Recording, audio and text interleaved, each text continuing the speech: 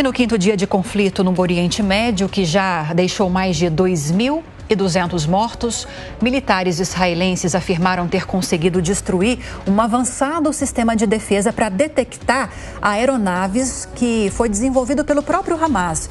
E para a gente entender melhor essa situação, o impacto dessa informação que vem do exército israelense, a gente recebe nesta manhã, mais uma vez, o professor visitante da Universidade de Relações Exteriores da China e senior fellow do Centro de Políticas Públicas para o Novo Sul, professor Marcos Vinícius de Freitas. Professor, bem-vindo mais uma vez ao Jornal da Manhã. Bom dia para o senhor. Bom dia, é um prazer conversar com vocês hoje. Eu quero começar, inclusive, desse foco que eu trouxe antes de chamá-lo, professor. A gente até trouxe essa informação no começo da edição e a gente vai atualizando ao longo da manhã sobre essa informação que vem do Exército de Israel, do governo de Israel, dizendo que conseguiu destruir esse sistema de defesa do Hamas que detecta a chegada de aviões militares, principalmente aviões inimigos. Realmente é possível que isso tenha acontecido, embora nenhum outro órgão tenha confirmado essa informação, e qual seria o impacto disso para a guerra? Olha, eu sempre gosto de lembrar uma frase do Bismarck que dizia o seguinte: em duas coisas você nunca vai saber de fato a verdade, numa pescaria e numa guerra, porque você tem justamente uma criação de narrativas a respeito daquilo que está acontecendo e, claro, que cada lado precisa apresentar imediatamente as suas vitórias, justamente para consolidar o apoio da opinião pública do país e também, de alguma forma, justificar a ação que está sendo feita. Então, pode ser que tenha acontecido. Nós sabemos que Israel tem um serviço de inteligência reconhecidamente extremamente funcional, e nós sabemos também que existe formas de monitorar, inclusive os Estados Unidos têm ali oferecido inteligência para que este tipo de atuação também aconteça. Então, a probabilidade é elevada em razão daquilo que nós conhecemos e observamos de Israel ao longo da sua história recente, particularmente no desenvolvimento de novas tecnologias militares. Mas, novamente, nós só podemos saber isso depois que a guerra termina e se faz efetiva avaliação daquilo que aconteceu de fato. Professor, agora há pouquinho nós estávamos falando sobre um debate público e duro que aconteceu, especialmente por parte de Israel, entre a Organização das Nações Unidas e o governo israelense. Trocaram acusações, a ONU fez um apelo a Benjamin Netanyahu para que eles cumpram regras internacionais e não ataquem civis, não proporcionem um cerco contra civis em Gaza. O governo israelense diz que nunca fez isso, que os alvos não são civis, mas que eles estão dando a resposta que julgam necessária para os atos terroristas do último sábado. O senhor acha que se Israel mantiver ou aumentar o nível da resposta aos atentados de sábado, a comunidade internacional pode, de alguma maneira, tentar estabelecer algum freio ou criar algum constrangimento para o governo israelense? Olha, se sanções funcionassem, Rafael, com relação a Israel, nessa questão, principalmente, você não teria tantas resoluções das Nações Unidas com relação àquilo que vem acontecendo na faixa de Gaza. Nós reconhecemos efetivamente a torpeza da atuação do Hamas nos ataques que foram feitos no sábado.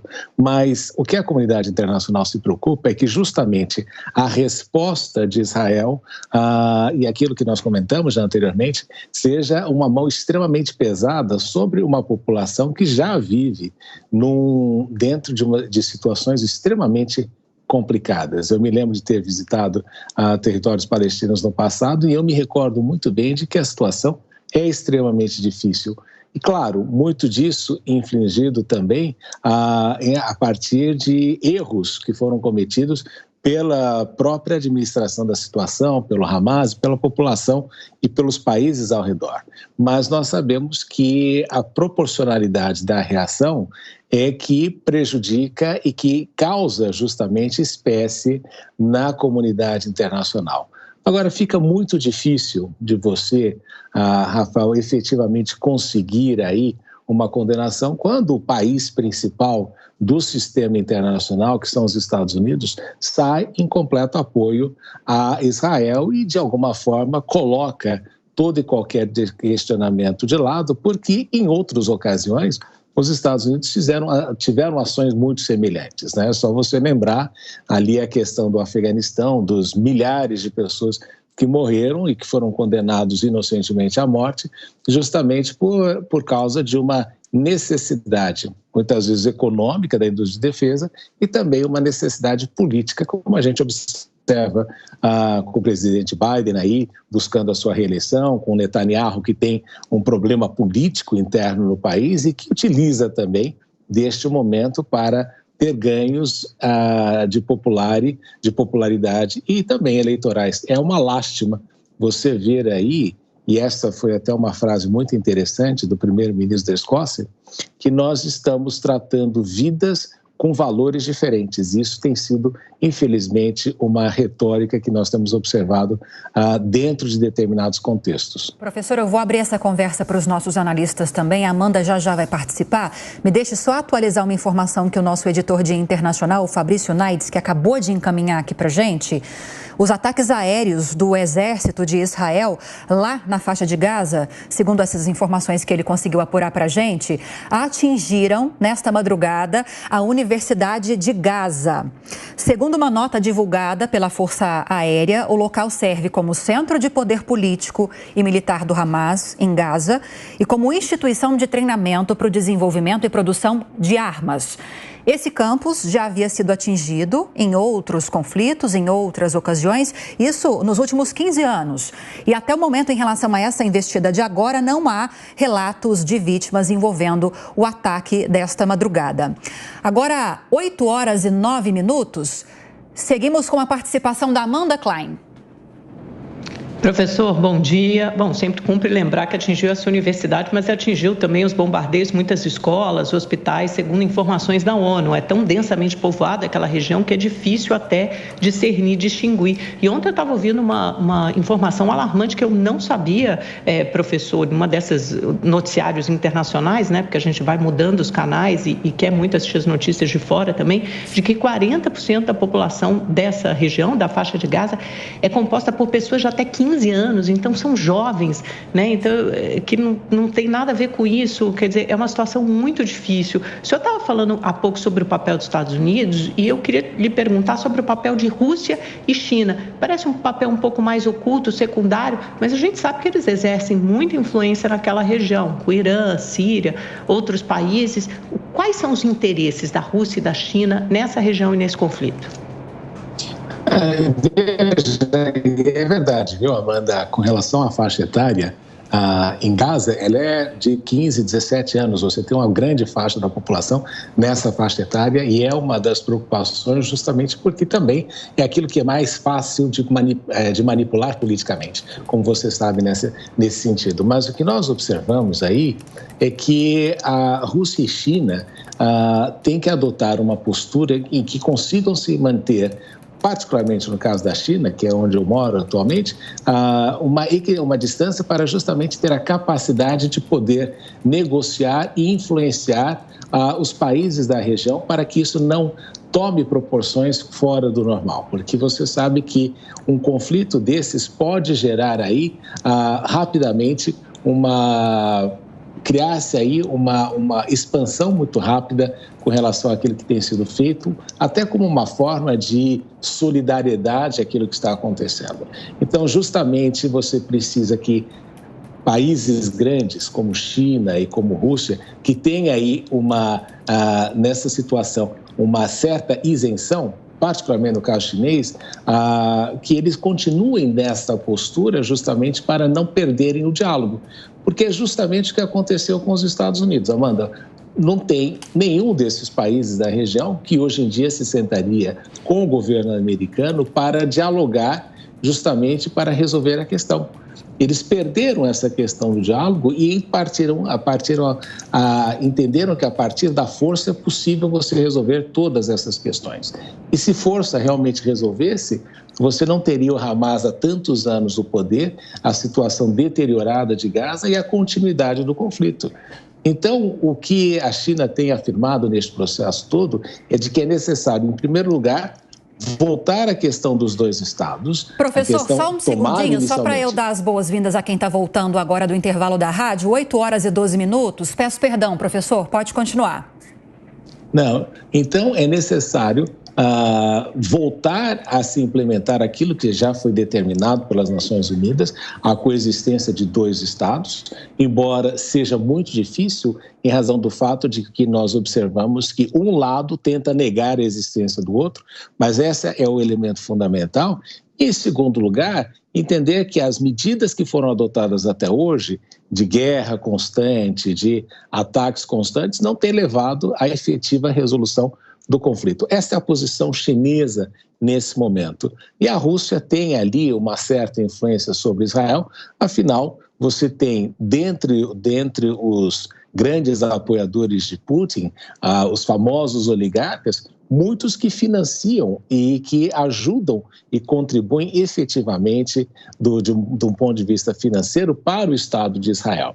É só a gente lembrar, né, Amanda, que no início da guerra da Ucrânia, um dos principais candidatos a atuar justamente como intermediário foi o Estado de Israel, foi o próprio Netanyahu, em razão desses laços históricos que unem a Rússia justamente ao Estado de Israel. Mas o que nós observamos é que o objetivo, particularmente desses países, deve ser não perder o canal de diálogo e, em segundo lugar, serem aqueles que, de alguma forma, agem como adultos nesta situação para se colocar os devidos panos quentes ou tentar não colocar panos quentes, mas arrefecer essa situação que pode ter uma escalada extremamente comprometedora, não só para a paz mundial, mas para a própria segurança global. Professor, o Cláudio Dantas quer fazer uma pergunta para o senhor também. Diga lá, Cláudio. Muito bom dia, professor Marcos Vinícius. O senhor mencionou aí que o uso da violência, condenou o uso da violência, mas só em referência especialmente ao governo israelense. Mas o Hamas é um grupo terrorista. O Hamas, quando assumiu a faixa de Gaza em 2015, ele expulsou o Fatah numa guerra civil que deixou 600 mortos. E o Hamas mostrou a sua incapacidade de governar a faixa de Gaza.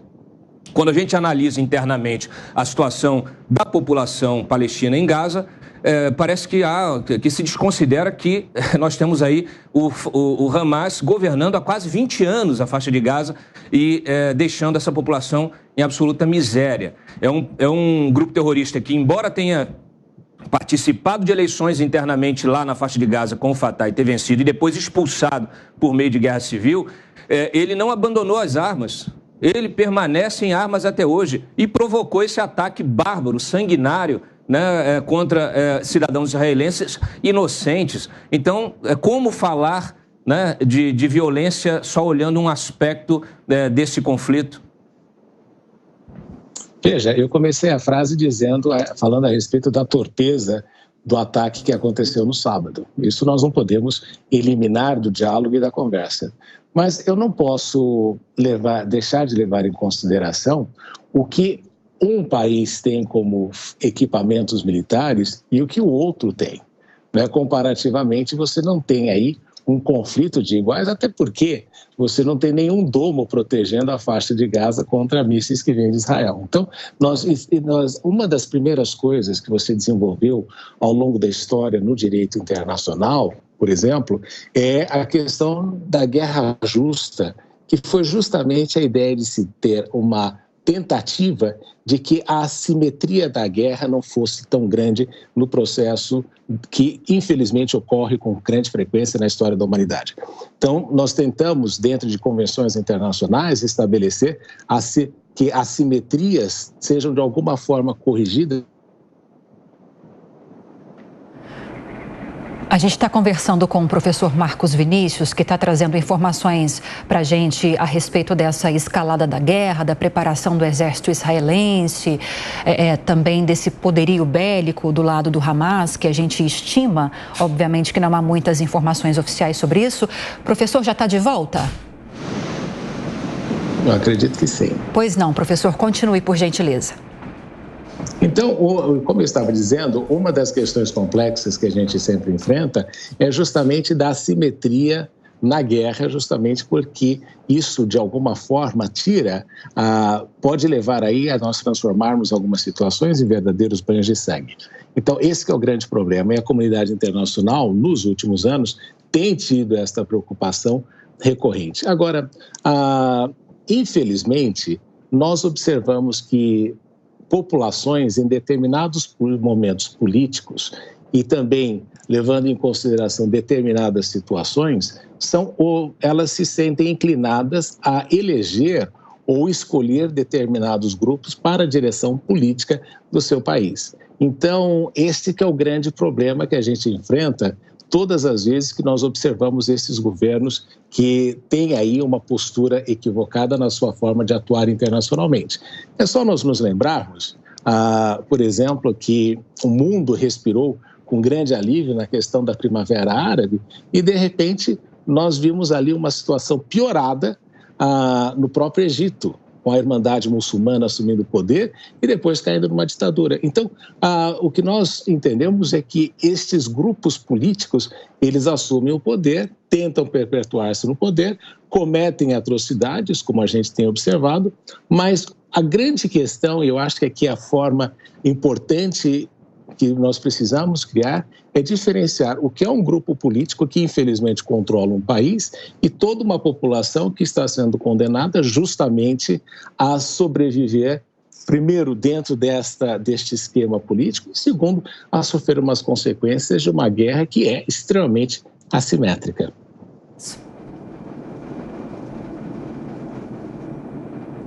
Dantas, quer fazer alguma observação? Sim. Não, só retomando, é bom que se diga que, por exemplo, nós tivemos, nesse caso aí do Hamas, até quando o Hamas pegou leve com a população palestina em Gaza, ele foi ameaçado pelo Estado Islâmico que ia derrubar o Hamas para assumir Gaza. O Estado Islâmico tem apoio da Síria. Então, eu acho que ali realmente é uma situação que envolve outros interesses de países do entorno e que não abrem mão da violência para combater. Essa guerra assimétrica é uma guerra de guerrilha, com o uso desses grupos terroristas para impedir qualquer tipo de diálogo, de paz entre israelenses e palestinos, e isso com interferência externa, Síria, Irã, como a gente está vendo agora em relação especificamente a esse ataque do Hamas e também com o apoio do Hezbollah.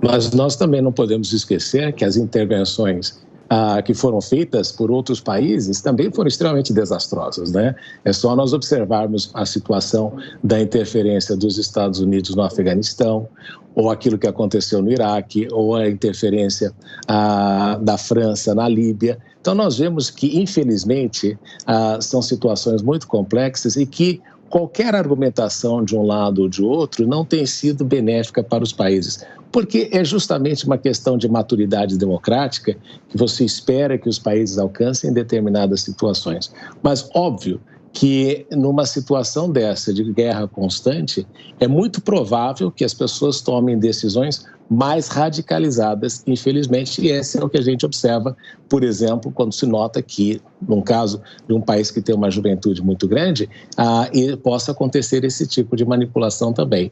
Mas, novamente, nós não podemos ficar aqui medindo quanto vale uma vida de um palestino e uma vida de um israelense. Essa que é a questão que nós precisamos buscar uma resolução definitiva. Eu acredito aí que o secretário-geral das Nações Unidas, o Antônio Guterres, foi muito claro nisso. Enquanto não se tirar, em primeiro lugar, a questão religiosa do caminho, em segundo lugar, não se criar aí a ideia efetiva de que os dois Estados precisam existir e devem coexistir em harmonia, fica muito difícil de você avançar. E o grande problema é que isto se torna algo repetitivo todos os anos que nós observamos e que não é bom para o mundo e não é principalmente bom para as futuras gerações que vão viver naquela terra.